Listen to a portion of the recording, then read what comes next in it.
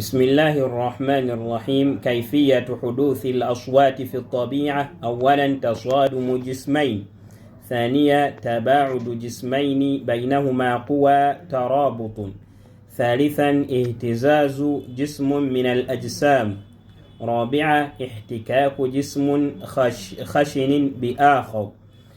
embeera amaloboozi gye gafoomingibwamu oba gye gakolebwamu, embeera eya bulijjo, engeri amaloboozi gye gakolebwamu mu mbeera eya bulijjo.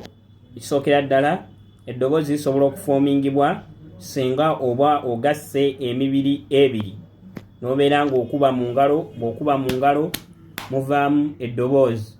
Oba ntegereka, oba ogasse omubiri gw'engalo ku mubiri guli gw'okubako, oba n'oleeta ennyondo n'ogikonkona, tugamba oba ogasse emibiri ebiri muvaamu eddoboozi. Embeera ey'okubiri, eddoboozi engeri gye lifoomingibwamu kwe kwawula emibiri ebiri egibadde gyekutte, n'oddira olugoye n'oluyuza. Mu kuyuza olugoye olwo muvaamu eddoboozi, oba n'oddira akati n'obeera nga okakutulamu okamenyamu, muvaamu eddoboozi. Embeera ey'okusatu, mu engeri gye tufoomingamu eddoboozi. Lwaki tusoma ebintu bino? Olw'ensonga tusoma Quran ddoboozi. Katusooka netulaba engeri gye tufoomingamu eddoboozi mu mbeera eya bulijjo, then tulaba n'eddoboozi ly'omuntu ng'asoma Quran.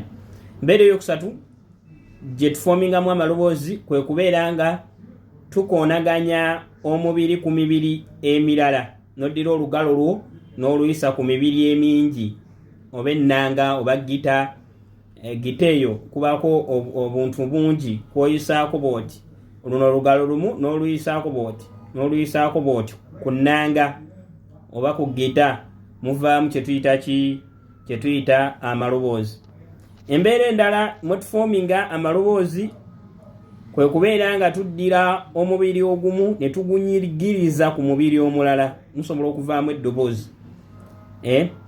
Osobola okuddira omusumeeni n'ogunyigiriza ku lubaawo ogenda owulira nga muvaamu kye bayita eddoboozi asawutu. So zezo embeera amaloboozi mwe gafoomingibwa mwe gakolebwa mu mbeera eya bulijjo. Ate tujja kulaba biidhnillah amaloboozi gakolebwa gatya bwe tuba tusoma Qur'ani ey'ekitiibwa.